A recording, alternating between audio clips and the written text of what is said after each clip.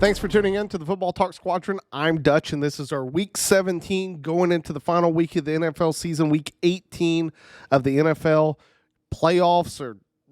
I love what the NFL does. Like, they make divisional matchups that make it so that this final week of the NFL season matters. Like, there are multiple games that it is sort of a winner take all. There's multiple scenarios. What we'll do at the beginning of the episode, we'll break down what the teams have to do in order to get in, what's some scenarios that they can possibly get into. We'll take a look at the games from last week, give sort of a recap going into this week, end with sort of a playoff preview, maybe a little bit of predictions. We'll see. But before we get into that, we'll go past and present first. So, thought a good present guy to go with. I think if you know where he went to school, it will be easy. If you don't, it's going to be a lot more difficult because it is a no-name school. Joe Flacco, where did he go to school? Going present first, starting quarterback with the Cleveland Browns. Really played well the past few weeks. As I pointed out, he's thrown more touchdown passes in his time in December than Kenny Pickett's thrown his entire career with the Steelers. So it is not a Power 5 school. Not a Power 5 school. There are two other guys that have come from this school, and I'll give you a little bit of a hint if you know who they are. One is Rich Gannon. He was a quarterback of the Raiders back when they got absolutely obliterated by the Buccaneers with John Gruden in the early 2000s. And then the other guy never played in the NFL, but he's had multiple coaching gigs in the NFL. He played a lot for arena football, and I think a little bit in the Canadian football, is Matt Nagy, the offensive coordinator for coach and the much scorned coach of the Bears, went to this school. If you need a little bit more time, go ahead and pause, because the answer is it's Delaware. That's where Joe Flacco went. Pretty highly touted coming out. It took Baltimore to a Super Bowl, had a really good defense. There were some eerily similar signs of the Browns team and the Ravens team in terms of both have really good defenses. I would for sure give the edge to Baltimore. You had two Hall of Famers in Ed Reed and Ray Lewis. In sort of at the end of their career, Ray Lewis retired immediately after that. Ed went on to play a little bit for the Jets, and I think he went on and played a little bit for the Texans as well before he called it a career. But both of those guys at that point, no one messed with. I mean, they were Hall of Fame level players. Had Jacoby Jones had a huge game, the longest kickoff return and longest play from scrimmage in Super Bowl history occurred that game. And then, you had the lights go out, and then the Mercedes-Benz Dome in New Orleans. It's now Caesars Superdome in New Orleans. So that was the Super Bowl, but I thought it was a good present player to go with. And now let's go past. So past player.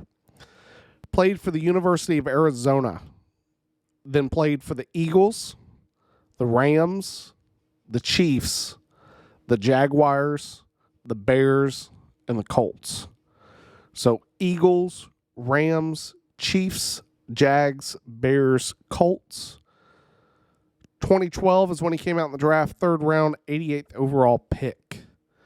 Now, the reason I bring this guy up, this is your big hint. It's the only hint I'm going to give is playoff legend. Playoff legend. And really, if you want an even bigger hint, really just one season. One season playoff legend. If you need a little bit more time, go ahead and pause, because the answer is it's Nick Foles. So quarterback of the Eagles, that playoff run is what I'm talking about. Philly special, beating the Patriots. He had one really, sort of immortal year. The only Super Bowl the Eagles have ever won came at the hands of Nick Foles. Really sort of cemented his place in Philadelphia lore, and really was the beginning of the downward spiral for Carson Wentz. Never really regained that form for either one of those guys going forward. Wentz is still in the NFL. Foles left after his time with the Colts in 2012. Hasn't been with the team this season. But I thought it was a good couple good players to pull out that have had major playoff implications in the NFL. That being said, let's get right into it with the NFL. Before we go into the Week 17, I think what's good is, and we'll talk a little bit Week 17 in terms of how the teams performed during that week and what's going forward. We won't go so much into a breakdown of those games. I think what's good is especially going into Week 18, it's understanding what your teams have to do to get into the playoffs and who doesn't have a chance. So there's a lot of teams that have already been eliminated from the playoffs. We get into a few of those more that I want to talk about. So we'll go AFC teams first, who's been eliminated. The Broncos have been eliminated. The Bengals have been eliminated. The Raiders, the Jets, the Titans, the Chargers, and the Patriots in the AFC have all been eliminated. In the NFC, the Bears, the Giants, the Commanders, the Cardinals, and the Panthers have all been eliminated. The Bears also this last week with Week 17 locked up the number 1 pick due to the Panthers record, so we'll get more into that when we do our draft episode of sort of where we think we're going to go with that. I know we've talked a lot about where they should go, but we'll go from there. We'll start in the NFC first. So there are 5 teams that have already locked their playoff bids, which are the 49ers, the Cowboys, the Lions, the Eagles, and the Rams. All of those teams have a 100% chance of making the playoffs. There's 2 teams that have a commanding lead right now with going into the playoffs, which is the Buccaneers, and the biggest surprise is the Packers. The reason I say they have the biggest lead of going into the playoffs is that if either the Buccaneers or the Packers win, they are in. So, and not either or. It's if that team, respective team wins, they control their own fate. Buccaneers win, they're in. Packers win, they're in. If they lose, it's far more complicated. So what the Buccaneers need is if they win, they're in. If they were to tie, they would need a Saints loss for the NFC title, or the Buccaneers tie and have a Packers loss or tie and a Seahawks loss, then they would get into the playoffs. They're playing the Panthers. I don't want to, jinx it, but I want to almost say that the Buccaneers should get into this game. It's pretty, if they lose to the Panthers, they really have no business being into the playoffs. I think the Panthers, especially after last week, I don't think I felt worse for an NFL player this season than Bryce Young. I watched that man just get absolutely abused all game last week. It was ugly to watch. That line is atrocious. And then you got your own owner throwing drinks on fans, which I don't think any scenario more to me highlighted that maybe all the things that we've heard about Tepper being a bad owner and being this micromanager are true. Then when you were a billionaire who paid over $2 billion for a team, that you get so upset that you throw your drink on opposing fans. I mean, it's not only just an embarrassment for the Panthers organization for him to do that, but I think it really sort of highlights, especially with the firing of Rule, the firing of Frank Wright, sort of the rumors behind, the curtain of Tepper really had a hand in the draft day. It really is sounding more and more like this is a franchise that I would not want to be a head coach of. It's like working for the Cowboys. You're not really there to make decisions. You're there to be the middleman on the field that's Jerry Jones is in charge of. That's what the Cowboys are, and that's what it appears the Panthers are going to be. It's sad to say, but at the end of the day, just because you've made great business decisions in life does not mean that you know anything about the game of football. Jerry Jones has proven that for over 25 years for the Cowboys, as they have not won a Super Bowl since. But he's buying $250 million yachts, so he's happy, owns the team. But at the end of the day, the fans have been without a Super Bowl for almost 30 years. That sort of wraps. I know that's a little bit of a diatribe on the Panthers, but that's the Bucs. The next team, the Packers. So the Packers win versus the Bears. I think this is a lot tougher of a game. You compare the Buccaneers to the Panthers. That seems to be sort of a shoe-in game that you should theoretically win this. The Packers versus the Bears, yes, the Packers blew the Bears out of the water on the first game. This is a completely different Bears team than the Packers face. And let me tell you, the Bears would love nothing more than to knock the Packers out of the playoffs. That would give the Bears immense joy. There's nothing more that they would like than to do that. I expect the Bears to put up a great fight in that game. But for the Packers, they either win versus the Bears, and that's how they get in the easiest, or they have three scenarios in which they can tie the Bears. And the first one is tie the Bears and the Seahawks lose and or tie, and then the Saints lose or tie. Then you have the Bears tie and a Seahawks loss and a Buccaneers loss. And then you have a Bears tie, a Seahawks tie, and a Buccaneers loss. I always hate giving the ties because, honestly, they are so random that it's really just like I don't see that happening most of the time. A team is going to win. It does happen. That's why we have these scenarios. But those are few and far in between. The other scenarios that you have is you have a Vikings loss, a Seahawks loss, and a Buccaneers loss, or a Vikings loss, Seahawks loss, and Saints loss, all to get the Packers in. That's why the Packers have a little bit better of a chance, just because some of those things could happen. I don't see the Buccaneers losing. I think if the Packers can't beat the Bears, the best thing that they can hope for is that the Saints, Seahawks, and Vikings lose. As I said, I just don't see the Buccaneers, losing to the Panthers. They're the worst team. Then you got two other teams in the NFC that are competing really for playoff slot. You got there's four teams, but let's be honest, sort of two. You get the Seahawks, Saints, Vikings, and Falcons. Of the teams that have the best chance, it's the Seahawks and Saints, followed by the Falcons, and then the Vikings. So for the Saints, what do they need?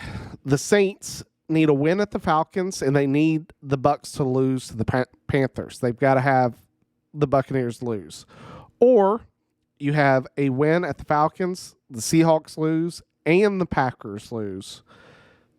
That's where you're at. So they could also tie to the Falcons and then have the Seahawks lose and the Packers lose. But let's be honest, the Saints have to beat the Falcons, and they need some help on the back end with either the Buccaneers losing or the Saints and the Packers losing. For the Falcons, same team in the division, they're playing the Saints. So they have to beat the Saints, and then they have to have the Buccaneers lose to the Panthers.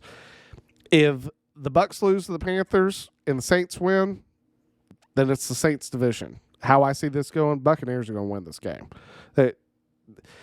If they don't, I'll be the first one to get on, as I always have, and say, yep, I was wrong on that one. Buccaneers win this game. I think they got the division wrapped. So after the Packers, the only other teams in the NFC that have a chance are the Seahawks and the Vikings. The Vikings have the hardest road. They have to beat the Lions, and then they have to have the Packers lose, and the Seahawks lose, and the Saints lose, or the Packers lose, Seahawks lose, and Buccaneers lose. So it's a tough uphill climb just because there's, I think, for the Vikings, based upon how poorly they played last week against the Packers, I don't see them magically getting better this coming week against the Lions. I think the Lions are going to be upset about what happened in Dallas. I think they're going to get, the Lions aren't getting a bye. They're playing this game and then playing next week. They're not going to be sitting guys. They're not going to be resting anyone. They're going in there to win the game. They're not going to open the door for other teams to get in. That's Dan Campbell. I don't see Dan Campbell just being like, this week doesn't matter. If it does, it will shock me, but I don't see that happening. I think the Vikings got probably the hardest way to get in. And then for the Seahawks, what they need is they have to have a win at the Cardinals and then a Packers loss to the Bears, which I think is probably the more achievable of any of the teams that need a win and then something else to happen. They don't control their own destiny. I think that the Seahawks have the best viability to have that happen with them beating the Cardinals and then the Packers losing to the Bears. As I said, I really think the Bears are going to come out and give the Packers a good run for their money. Jordan Love has been at best sort of an oscillating wave of performance. He's had some really good games, as we saw last week, and he's had some really poor games. Their defense has played better, and yet at the same time, their defense has played poorly. They are a very inconsistent team for a team that has had their starter the whole year. You know, a lot of teams in the NFL have had their starter go down. Love's been there. Love's been playing. It's just been inconsistencies on both sides of the football that have sort of put the Packers in this position that, you know, they didn't win their own division, even though they beat the Lions on Thanksgiving. They, you know, had lost previously. They just lost too many games here and there to really put themselves in a position to win the division. If they win, they're in. Win, they're in. So how do I see that going? You know, for me, Buccaneers are going to beat the Panthers. Buccaneers are in. Or I see it being a race is either between the Packers or the Seahawks. If you had to make me choose, I'm going to choose the Packers to beat the Bears. I think that's just there's a lot going in for it for the Packers. I can see them pulling out that game and sneaking into the playoffs, which sort of wraps up the NFC in terms of the playoff races. For the AFC, you have a lot more drama. So AFC, this is a good one to sort of break down in terms of the divisions and who has chances, who's at 100%, and where they're at. Let's go through it with the AFC. Here are the teams. There are 4 teams right now that have locked themselves into the playoffs. The Ravens, the Dolphins, the Chiefs, and the Browns are all playoff locks. From there, you have 4 teams that are leading the race with 2 others on the outside looking in with needing a little bit of help. However, of the remaining 5 teams, 4 with a win have a 100% chance of getting into the playoffs. The Jaguars have 100% if they win. The Bills, the Colts, and the Texans. The only team that really does not control their own fate is the Steelers. So let's talk about it. So the first one is the biggest game of the week, in my opinion, because I think that when they play, it will be for sure they will know whether or not they have to win the game, which is the Buffalo Bills. The Bills, they have to have, if they don't win and they don't beat the Dolphins, they'd have to have the Steelers lose, the Jaguars lose, and the Texans Colts tie. They have to have that game end in a tie and then have the Jaguars and the Steelers lose to be able to get into the playoffs if they don't beat the Dolphins. So for me, the Bills are going into it's a playoff game. You either win or you're going home. Period. Will they know that going in to Sunday night? 100%. They'll know what they have to do, but honestly, they know what they have to do right now. The likelihood that the game ends in a tie is very unlikely. They're going to be trying. They got to win. They got to win. It's as simple as that. For the Jags, they play at the Titans. You know, beat the Titans and they're in. What do the Jags need if they don't beat the Titans? They can actually tie to the Titans and then just have the Steelers lose or tie and they're in. Or they have the Steelers lose, the Broncos lose, and the Texans-Colts does not end in a tie for them to get in. For the Colts, the other team that we talked about, just a win versus the Texans, and it's the exact same for the Texans. Win at the Colts. Whoever wins that game is in. It is a playoff game between the Texans and the Colts. Winner advances to the playoffs. For the Colts, if they were to tie versus the Texans, if the Steelers lose or tie, they're in. If the Texans tie versus the Colts, they need a Jaguars loss or a Steelers loss or tie. The key to this is that if whoever loses, you don't have a way to get in of the Colts Texans. One team has to win. Whoever loses does not have a path into the playoffs. It's either a win or a tie to try to get in. If you tie, you need some help. That's why I say it's a playoff. Someone's going to win that game. If it ends in a tie, you know, Vegas is losing a ton of money. I don't see it happening. Some team's going to win that game. For the Steelers, and this is where it gets real messy because the Steelers have they're the only team that does not control their own destiny. They have 3 scenarios with a win at the Ravens that they could get in. So the first one is win at the Ravens and then the Bills lose, or they win at the Ravens and the Jaguars lose or tie. And then the final one is win at the Ravens and the Texans and Colts have to tie. They don't just they have to end in a tie. The other 2 scenarios, they tie at the Ravens and the Jaguars lose, and the Texans-Colts doesn't end in a tie, which that's not going to happen. And then the final one is Jaguars lose and Denver's wins, and Texans-Colts doesn't end in a tie. So, like I said, it's very improbable that the Steelers are going to get into the playoffs this year. The crazy stat is with Tomlin winning last week, this is now the 17th straight year that Mike Tomlin has finished the season above 500. He has never had a losing season with the Steelers as their head coach, which is it's remarkable. I mean, you think about Belichick with the dominance that he had with Brady. You look at how bad they are this year, the fact that Tomlin has never finished even a game below 500 in his entire time with the Steelers. Not only speaks to Tomlin, but it really speaks to the Pittsburgh organization. I know I've brought this up plenty of times. I'll bring it up again. They've had 3 head coaches since the 60s.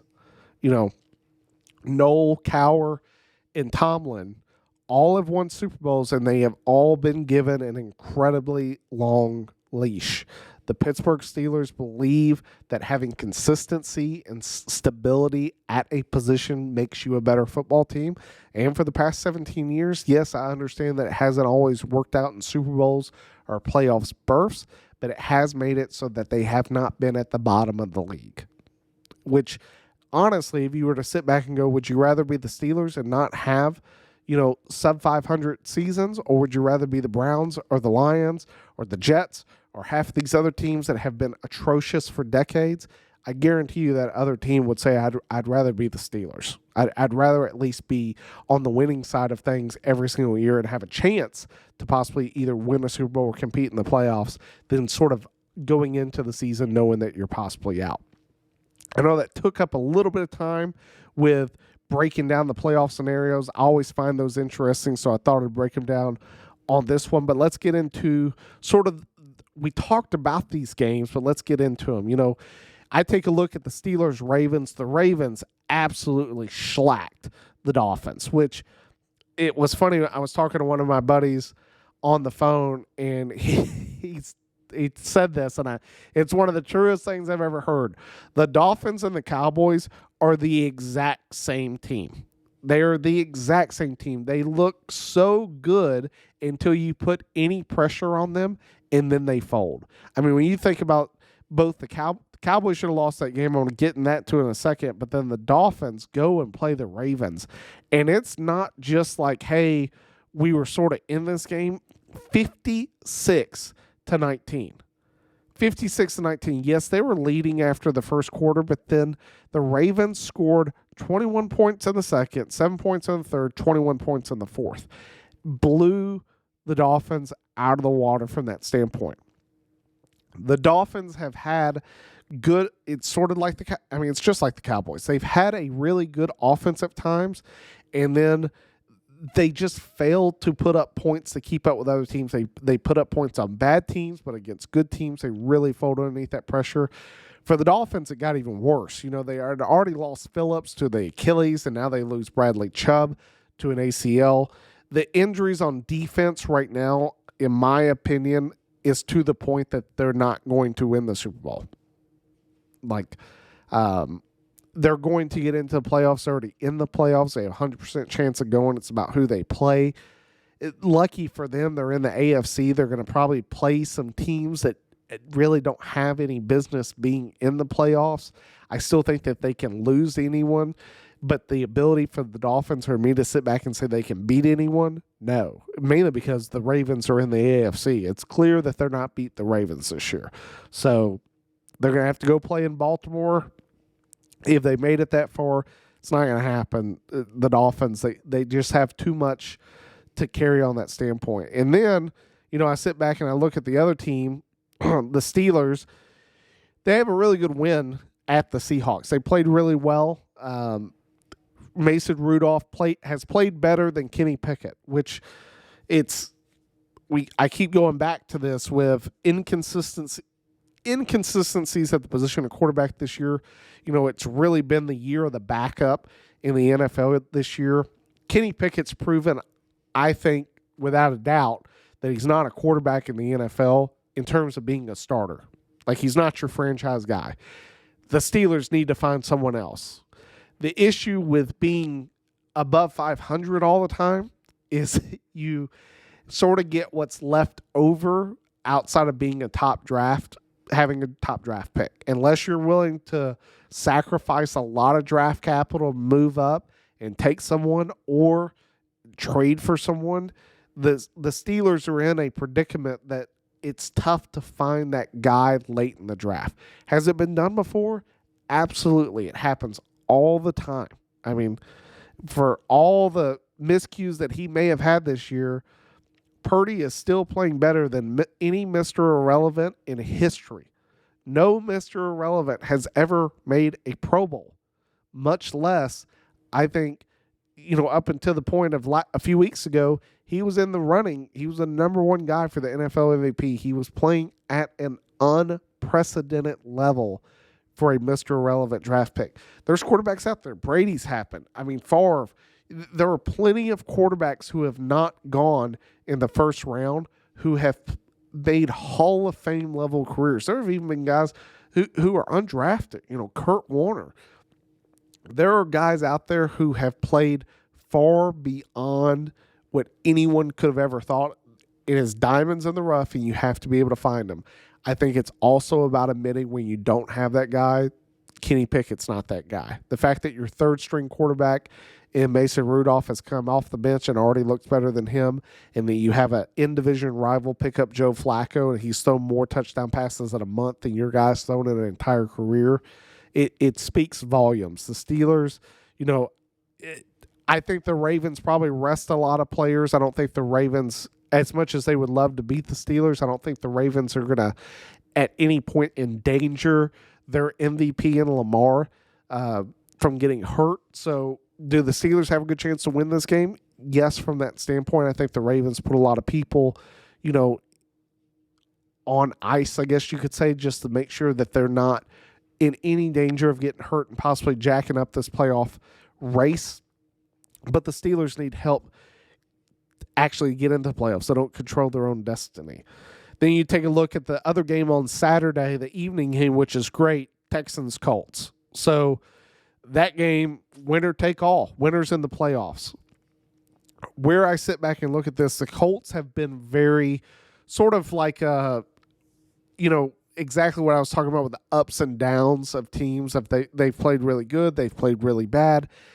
That's sort of been the Colts. They've had these moments where I sit back and I go, hey, you've looked really good. And then I've also sat back and looked at the Colts and go, hey, guys, what are you doing? The Colts this week, they played a close game versus the Raiders. I had picked the Raiders to win this game. The Raiders are a tough team. They've been playing a lot better under Antonio Pierce. However, it's one of those games the Colts really need it. They got the victory. The Texans went down there and just beat the brakes off the Titans. There's nothing left in Tennessee for football outside of just the Blues, and that was down in Memphis. So, I mean, the Titans are a terrible football team. I think they're in a far worse position than the Panthers next year because Derrick Henry's a free agent next year. Outside of that, who you got? Traylon Burks? That dude hasn't seen the field for half the year. And leave it to the Titans. They'll probably use another draft pick on another quarterback. The Titans are a mess, an absolute mess. They will be the worst team in football next year. That's my, end of season. We'll talk about that with a recap once everything's done, but that's sort of my prediction for next year. When I sit back and look at this game, though, of Texans-Colts, it's hard to not give the edge to the Texans because C.J. Stroud's back. C.J. Stroud's the dynamic passer. If it was with Tank Dell and with Nico Collins, I'd put money on the Texans winning the game. It's a little bit more difficult because they don't have those guys. I like the Texans. I really like them to make the playoffs. I think that they can beat the Colts and get into the playoffs. I would have loved to see them 100% healthy. I think they're playing good football. D'Amico Ryans has these guys playing well. Defense looks good. They're getting sacks. I mean, their first-round draft pick after CJ. Will Anderson's playing well. Texans are a good football team. They have some injuries, but I would not be shocked to see the Texans come in and beat the Colts. That's sort of where I'm going. I think the Texans are going to sneak into the playoffs. For the rest of Week 17, you have some games that I don't see the Browns trying to beat the Bengals. I think they're going to rest some starters. It's just one of those ones. The Bengals season's over. The Browns are going into playoffs. They're not going to risk anything to get Joe Flacco hurt. I think sort of the same thing with Flacco and Lamar. Maybe they play a series or two, maybe the first quarter, just to sort of keep them in the rhythm of the game, and then they're going to the bench. That's the smart thing to do. The next game, you get the Vikings and Lions. The Lions are in this position. I think they definitely want to get the bitter taste of losing to Dallas out of their mouth. And let's just talk about that game. What a horrific, just injustice to being called a professional football league. Let's get that out in the open. The fact that you are paying refs over $200,000 a year to referee a game, and then you have players that you're paying millions of dollars leagues. So it's a $1 billion league, and that's not even talking about all the gambling, all the other side hustles that go on with the NFL fantasy, all that stuff. Just the integrity of the game, and that you are willing to find guys and suspend them for the whole season for lowering their head, unnecessary roughness, all these penalties. But I don't hear about referees losing either A, their game paychecks, or B, not refereeing for the rest of the season is an injustice to the integrity of the shield of the NFL. What happened in that game? It is clear that 68 went up and told him. And it's clear that 70 also went up. And the fact that they didn't get that right and that it's left up to the viewer to sort of decide what happened is wrong. And let's get honest. I understand if it was the 1919s, I got to have an offensive lineman go to the ref. All the coaches have tablets. Offensive coordinators have tablets. Everyone has a tablet. The fact that on your tablet you can't say 65 is eligible, and it's it is 100% proof. We did this before the play. It automatically buzzes to a referee, and whether it's on his Apple Watch or the buzzer or it goes to his earpiece that says 65 is eligible, that it makes it so that there is no question of what happened. I sit back and I go, what are we doing? It doesn't have to be this hard. We don't have to leave these things to chance.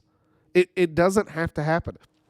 In fact, the immediate thing that pops into my mind is, remember when Jerome Bettis said he called, I think it was tails, and the guy was like, you said heads? He's like, no, I said tails. And it was tails.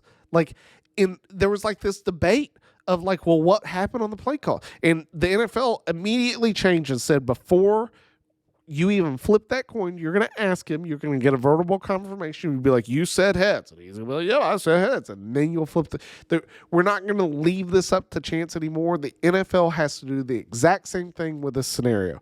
You have to change the rules to where it makes it so that there is no question about what happened in that play. Because from my standpoint, the Lions got robbed. The Lions, he walked up and told the ref, regardless of whether or not you heard it, it's clear via, film that he went up and said something to the ref, and then they scored. The Lions beat the Cowboys. The Lions were robbed of that victory due to a ref technicality, and the refs need to be held responsible. The NFL needs to enforce that. You can't enforce rules upon players that you're not willing to enforce upon the referees and the system itself. Plain and simple. And I sit back and think the same of Tepper. Can you imagine if a player threw, a water bottle up in the stands? They'd be fined and punished. Tepper should receive the same. If you can't abide by the rules and policies of the organization, you should be punished. No one is above the shield of the NFL. That's what it should be. Plain and simple. So And with that, that's why I just say I don't think the Lions are going to come out and lay down to the Vikings. I think the Lions are going to come out and get a victory. They want to get that out of their mouth. They want to sit back and go, we're going into the playoffs winners. We have no doubt what we can do. Plain and simple. I think they have an easy job. The Vikings have looked they looked awful Sunday night. Awful. I mean, poor kid. I know he's a rookie. It was clear that he was thrown into the frying pan, and he was dancing all night because they could not block. The Vikings defense could not slow down Jordan Love. I think the Lions are going to come in. They're going to run the football. They're going to open it up with the passing game as the running game allows, and they'll put away the Vikings pretty clean and simple on Sunday. Then you got the Jags-Titans. This is I think Maul, if there was a highlight of this season so far, it was Maul calling Trevor Lawrence mid before anyone else did. What a call by him. I just sort of sit back and look at the Jags, and the Jags have they got a lot of problems. I know that they beat the Panthers 26-0. I would hope so. The Panthers are awful. The Jaguars have had the inability to perform, I would say, at even a high level this season. At no point have I watched a Jaguars game and gone, this is the Jaguars team that I was expecting this year. I haven't seen that. I haven't seen them perform this year as you would have hoped that they would have. And that to me is, that's alarming going into the playoffs. That's not how you want a team going in to playing really good teams. I don't see the Jaguars advancing past the wild card round because they haven't played a complete game this year. They've had really good, games where they've had the defense really show up, sort of like they did against the Panthers. Maybe the offense does put up a few points, but at no point have I sat back and just gone, man, they were clicking on all cylinders. And a lot of that falls on Trevor Lawrence. He just hasn't had that game that I sat back and I go, that's the quarterback that the Jaguars thought they were getting when they drafted him. I haven't seen it this year. Do I think the Jaguars beat the Titans? Yeah. Titans are terrible. Jets, Patriots, it's the loser bowl of whose quarterback's worse. I mean, you got Mac Jones and Bailey Zappi over there, and then you got Zach Wilson and a trio or triage of other quarterbacks, including Aaron Rodgers, Achilles over on the other sideline. This game, it's a pity bowl. It sucks to see. You hope that for the Jets, I think both teams want to lose. Why? Because it's draft seeding. It doesn't pay you to win this game. It actually hurts for you to lose or for you to win. You lose possible draft seeding and you rob yourself of a higher pick, which gives you a higher chance to hit the guy that you want to get that maybe changes your team next year. If you were to ask me, if I was the owner of the Jets or the GM or the head coach, do you want to win this game? And I was being honest, the answer is no. I want a higher round draft pick to be able to go get a better caliber ball player based upon the number of guys that should be there. Plain and simple. The Patriots are going to be looking for a quarterback next year, and the Jets are looking for an offensive line. That's what the Jets are trying to find, particularly the tackle position. Once you get outside that top 10, it's hard. Are there guys that happen? 100%. But it is difficult to find guys to come in out of college and be able to play that position in the NFL when you're lining up against the Michael Parsons and guys, your Myles Garrett's every single week. It is extremely difficult to do. You got to have a high draft pick.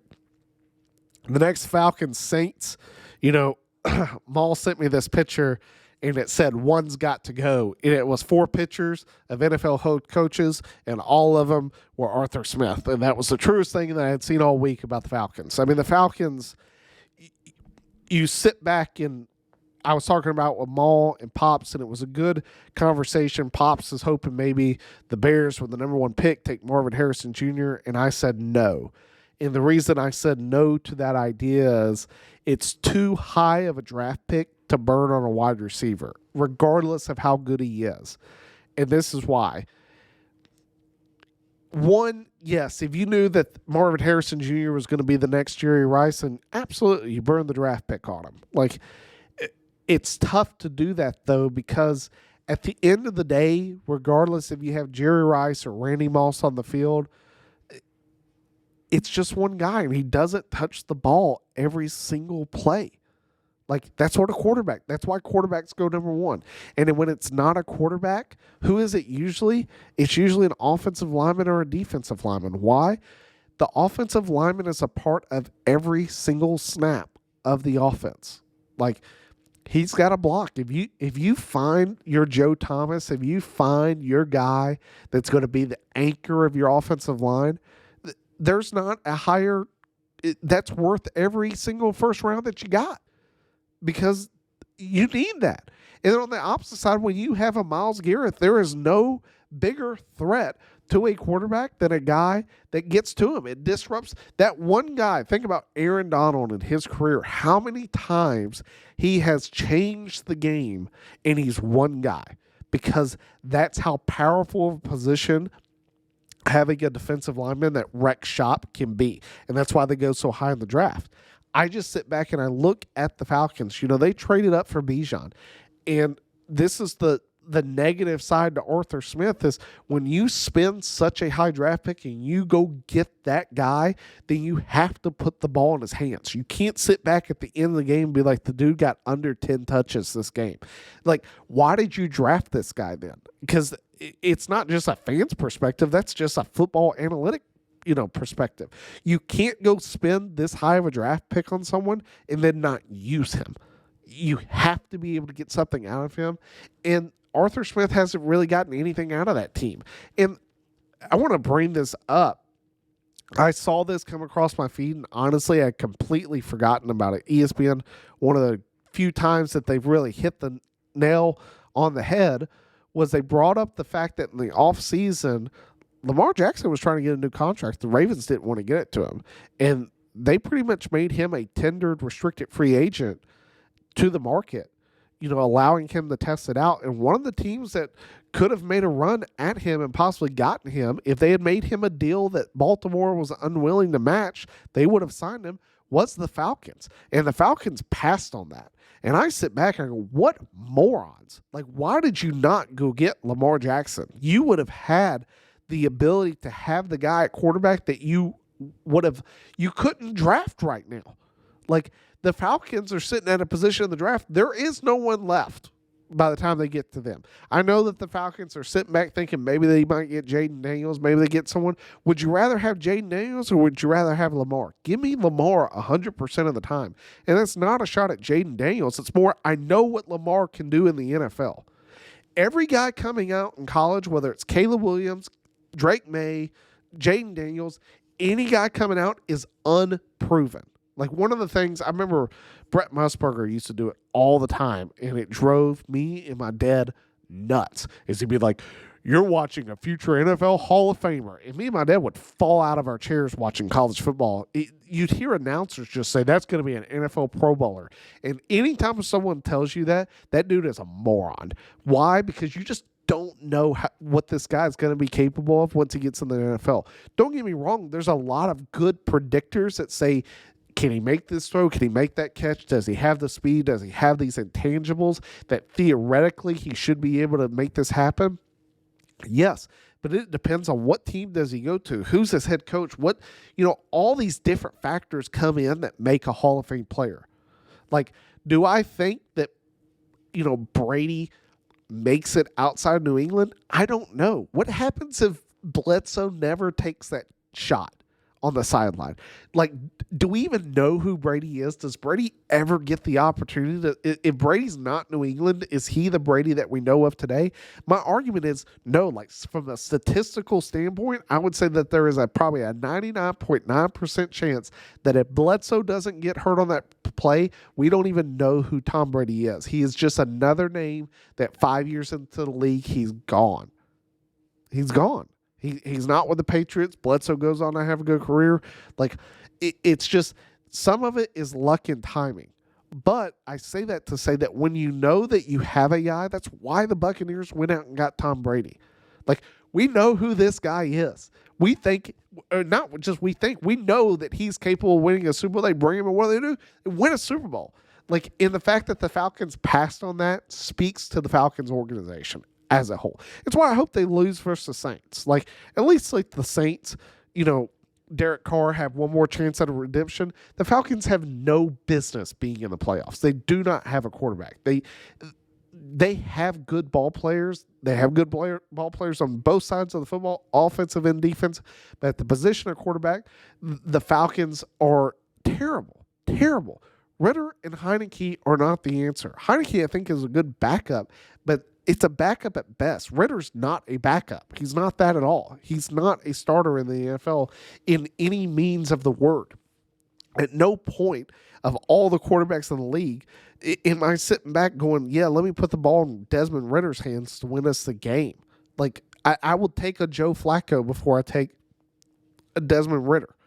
I may even, and this is bold, I may even take Zach Wilson before I take Desmond Ritter. Like,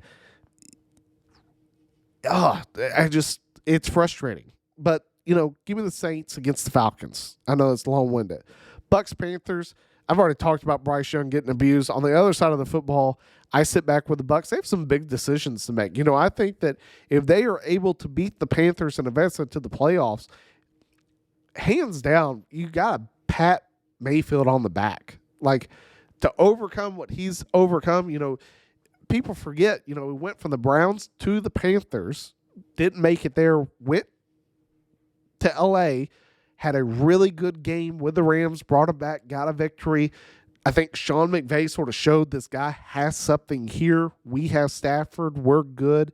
He wants the opportunity to start, gets that opportunity with Tampa Bay. Has it been an up and down year? Yeah, but, when you look at his statistics, Mayfield's played well. Like, I'm sitting here looking at it now. He's got close to 4,000 yards, 28 touchdowns, 10 interceptions.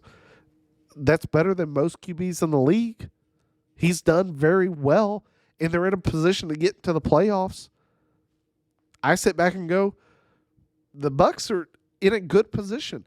They need to sign Mike Evans again next year. I don't think they're going to because of the cap. I think they have too many other players they have to get signed, and I don't think Mike Evans is going to give them any type of hometown deal, especially when you look across the NFL. You look at what Mike Evans was able to do this year compared to what other teams need and how dire they are in need of a number one wide receiver. I sit back and look at the team they're playing like the Panthers. You're telling me that the Panthers aren't going to do everything in their power to go sign a Mike Evans or go sign somebody like that? I think it's impossible for the Bucs to bring him back based upon the money that other teams will be throwing at Mike Evans' face. But this is their run. Do they have a chance at the playoffs? I think so. I think that they have a good defense. I think they have good enough weapons on offense.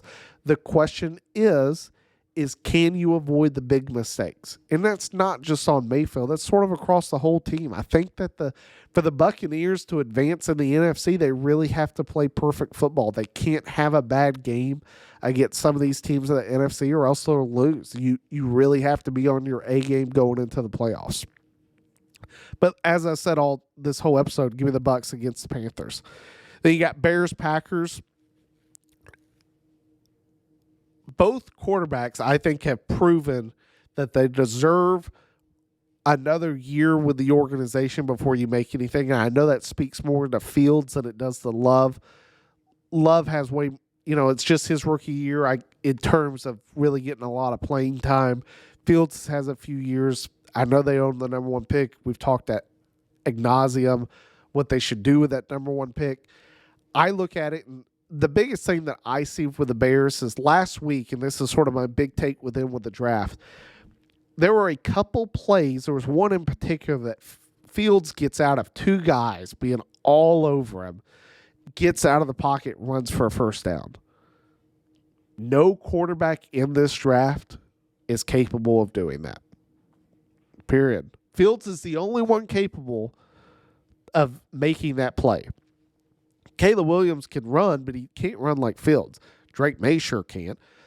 And Jaden Daniels, I would argue, he is not the size of a quarterback that's going to be able to take those punishments. He Can he run? Yes. Is he that runner? No. Like he is a talented thrower.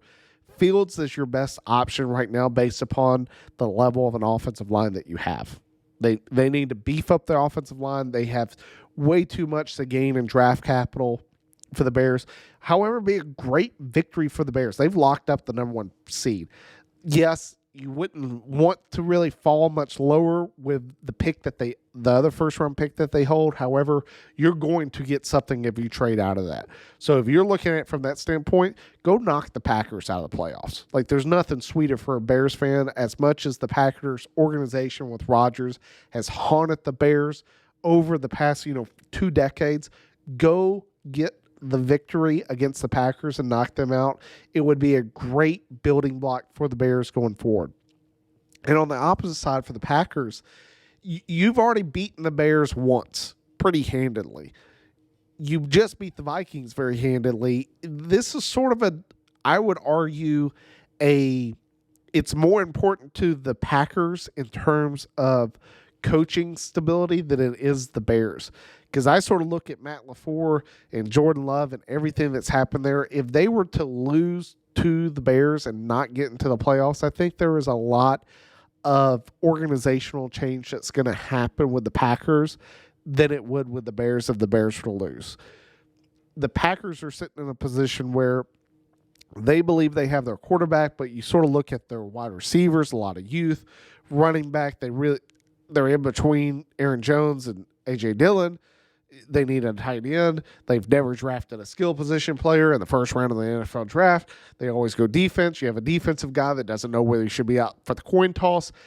There's just a lot of problems with the Packers that would be covered up by getting a playoff berth, because you can sit back and go, hey, we got into the playoffs. We're a good team. Why are you punishing us? When I sit back and I go, them getting into the playoffs hides the fact that there's some things that need to occur for the Packers to be a better team in the future. Winning doesn't help the Packers. Do I think that the Packers are a Super Bowl team? Absolutely not. Like, the Packers are not beating the 49ers. Sorry. I don't see them beating the Cowboys. Can they beat the Eagles? Maybe. The Eagles are their own worst enemy. Can they beat the Lions? They have certainly proved that. It's tough for me to leverage the Packers as an NFC Super Bowl team, which makes it so I just go get a higher draft pick and get out of here. But that's just where I'm at. And you got another pity bowl between the Broncos and the Raiders. You sit back and look at that. At least the Raiders are playing for pride and playing for Antonio Pierce. The Broncos, on the other hand, are a complete mess. The whole Russell Wilson thing's really starting to take more of a heat when it comes to the NFL Players Association. The fact that the Broncos agreed to a contract and then said, hey, we want you to change that contract or else you're going on the bench, was illegal. It's going to generate a lawsuit. At the end of the day, Maul has said this many times, and it's so true. If you have any questions about a player, the last thing that you should do is then pay him a boatload of money. Like, the Broncos did it with Russell Wilson. The Giants did it with Daniel Jones. Other teams, the Titans did it with Ryan Tannehill. Like, you just have these teams that go out and they invest so much of their money and their cap with a player who then isn't performing, and then now you're just stuck.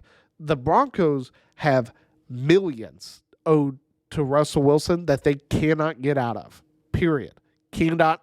It is a guaranteed thing. It's like Deshaun Watson with the Cleveland Browns. If they cut him tomorrow, unless it's for cause, like you did something criminal, which Russell Wilson and Deshaun Watson haven't yet, is you owe them all that money.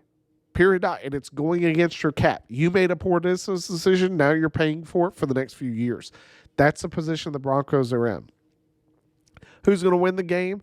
I just sit back and I like the Raiders. The Raiders, I think, are playing for Pierce. Give me the Raiders in the game. That's just how I see it going versus the Broncos. The Broncos are a mess. Eagles, Giants. I would love to sit here and tell you the Eagles should win this game. This is the biggest toss-up game I think that you're going to have for me.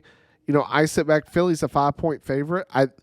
Philly has gotten up. There's like a standard to the Eagles. they sort of look like they're going to murder this team in the first quarter or two. Like, I think they were up 21-6 against the Giants. I think they were up similar against the Cardinals. And both times, the Cardinals game caught up to them and they got beat. The Giants were there at the end, throwing a Hail Mary, trying to get it into the end zone to beat them. The Eagles cannot finish football games. They have the inability to finish. Now, have they got embarrassed in some games? 100%. Where it wasn't about finishing the game. They were just never in the game. The Eagles' biggest issue is they do not have the ability to run the football consistently, period. And then from a throwing perspective, something is off. I want to sit back and I do, like,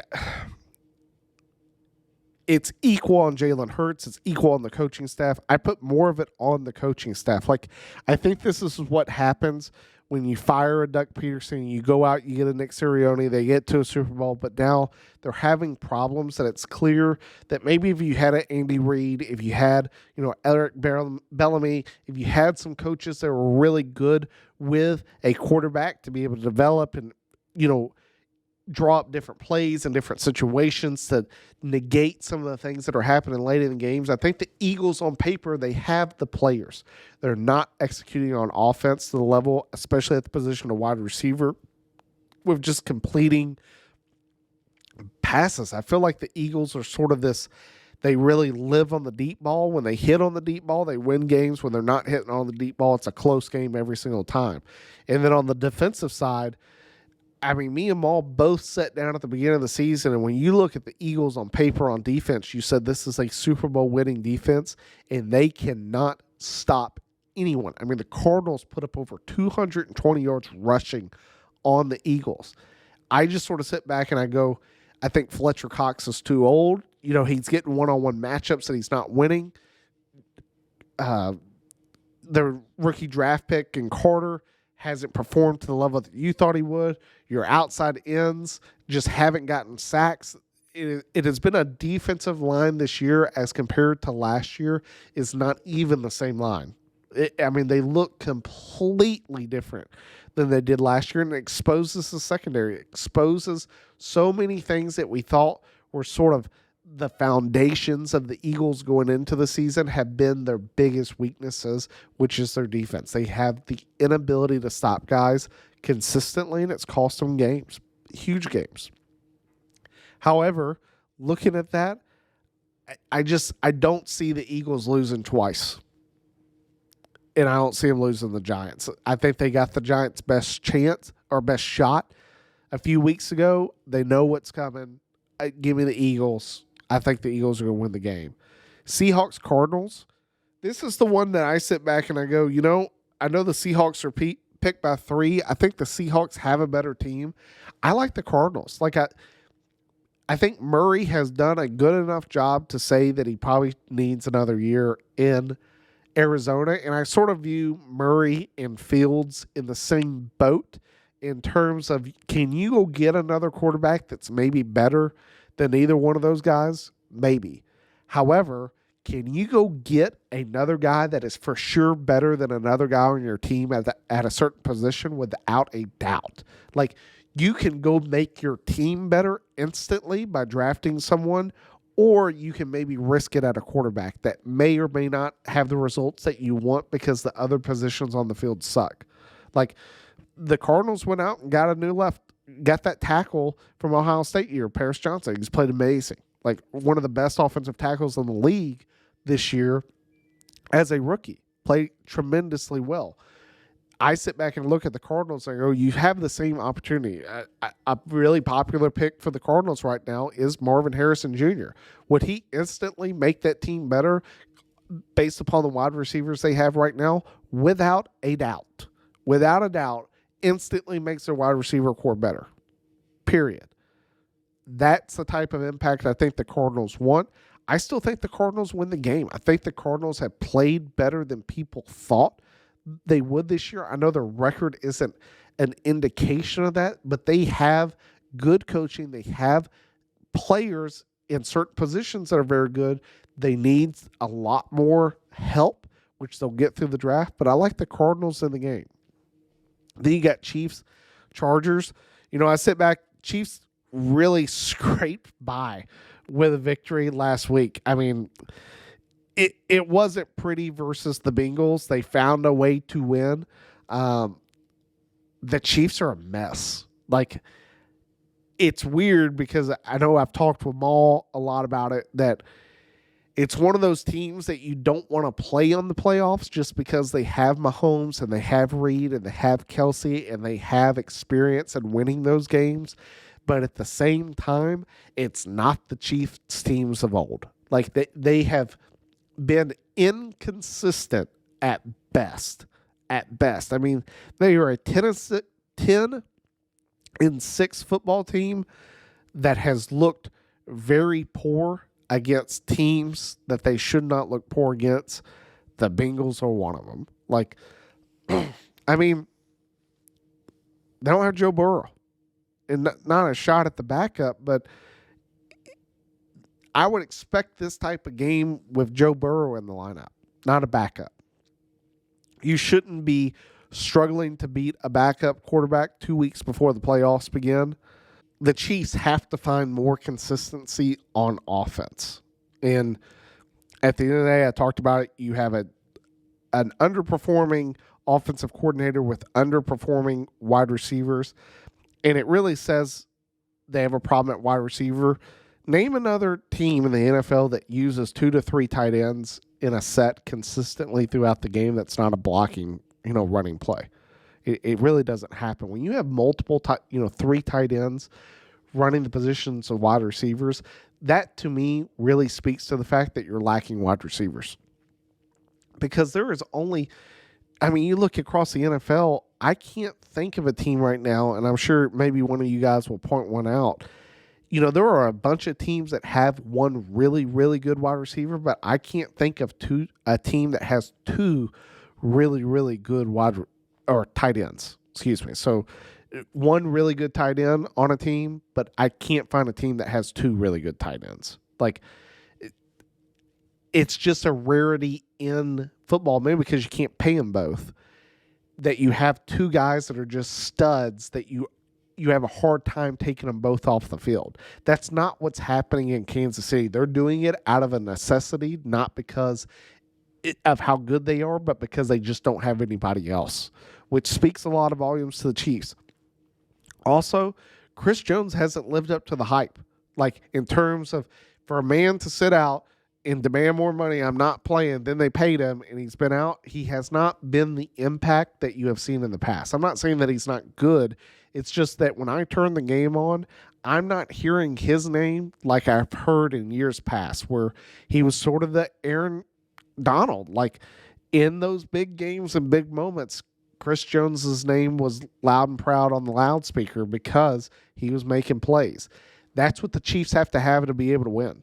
Like, that's why they're paying him the money they're paying him this year. They have to have a performance out of him for them to win. Do I think they beat the Chargers? Yes. Rams-Niners. I sit back and look at the Rams-Niners. I think the 49ers are going to bench a lot of guys. I think the Rams need to keep some guys in just to sort of keep them warm for next week. For me, the Rams are the dark horse of the NFL playoffs. Why? Matt Stafford. Matt Stafford and one other guy, Aaron Donald. You have 2 guys that have won this game before, and I'm not saying they're the dark horse to win a Super Bowl. Do I think they're capable of winning a Super Bowl? Yes. I think they have a unbelievably talented offensive mind head coach who has proven he can win a Super Bowl. And I think you have 2 players on both sides of the field that can play at the highest level of football in the NFL. When Matt Stafford is throwing dimes and he has an amazing wide receiver core with Cooper Kupp and Puka Nacua and Atwell and Higbee and Williams, they have an offense. The Rams are scary to a lot of teams, and I don't think anyone wants to play the Rams in the playoffs. They're going to be a hard team to put out. Playing the Rams will not be easy in the playoffs. I think the Rams have the ability to beat anyone. If anything, their defense is a little suspect, but if you're sitting back and asking me to bet against Aaron Donald, that's not something I'm willing to do. It depends on how they play the starter game with both teams already being locks for the playoffs. I think the Rams want to go into it playing their starters a little bit longer. That way they're fresh going in the next week. So give me the Rams to beat the Niners. Then you got Cowboys, Commanders.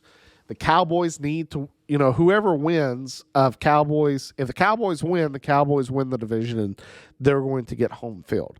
The Eagles need the Cowboys to lose to the Commanders. I don't see the Cowboys losing to the Commanders. I think the Cowboys mop the floor with the Commanders. The Commanders are a mess. Give me the Cowboys to win. They're going to take the NFC East, which is we should have known going into the season. I don't think they've had a repeat champion of the NFC East since the early 2000s. So Cowboys beat the Commanders. Cowboys are division kings. Eagles are going to have to go play on the road. Eagles are going to get bounced week 1 of the playoffs. That's just sort of how I see the Cowboys Commanders going. The Commanders are a mess. I've spoken to that many times. They have a new owner. I expect wholesale changes in the organization coming this offseason. Then for the final game, it will be the gem of the day, is the Bills-Dolphins. The Bills have personified playing to the level of the talent that is around you. The Bills have shown up in the big games, and they have failed to show up in the smaller games. This is a big game, and they have beaten the Dolphins once before. I sit back and I look at it. It's in Miami, which will make it a little bit tougher. However, the Dolphins just got spanked by the Ravens. Did they beat the Cowboys? Yes. Was it a beat down of the Cowboys? No. I just sit back and I think Buffalo knows they have to win. I think there's they have history with this team. Give me Buffalo. I like Buffalo to win this game. They're the favorites. They're a 3-point favorite in this game. The home team usually gets 3 points. So I'm sitting back and going, Buffalo's really being called a 6-point touchdown favorite in this game. And that's what I see him as. Buffalo should win this game. I think Buffalo in the AFC, they have the ability to wreck some teams just because I think they have the talent on offense. And when Josh Allen plays well, I've called him the Brett Favre before, that when he has good games, watch out. They can beat anybody. They can also lose to anybody. But we'll see going into it. It's an exciting week in the NFL just because of the implications. It's one of those times that you actually really look forward to it because you know that each of these games really matter. They have who's going to the playoffs. What you can expect after this week is from this week on, we're not going to really do a recap of Week 18, maybe in some semblance of how they played. What we're going to focus on next week is the wild card matchups. Give a breakdown of each game. If you watched any of the college football episodes, we'll do sort of the same. I'll talk about what I like from each team, what I don't like from each team, who I think is going to win. You'll get a prediction from me on each of the weeks. We'll see if Maul's able to make it up. I'm not sure yet. But you'll for sure have me coming on. Post the wild card week, you'll sort of have a recap, but it's going to be more focused on the divisional matchups going forward. The same with the AFC Championship, and finally we'll get to the Super Bowl going forward. Do appreciate you guys for tuning in. Thank you guys. Ultimately it's the followers, subscribers that make this show. We're always trying to gain more. Please shout us out. TikTok, Instagram for our social media, YouTube, Apple Podcasts, and Spotify for our podcast. Please follow and subscribe. It does help us out a lot. Thank you guys for tuning in. Go to our website, footballtalksquadron.com. Reach out to us. Look forward to hearing from you guys, but looking forward to the playoffs in the NFL. Thanks for tuning in. Time to pull chalks. We'll see you next time.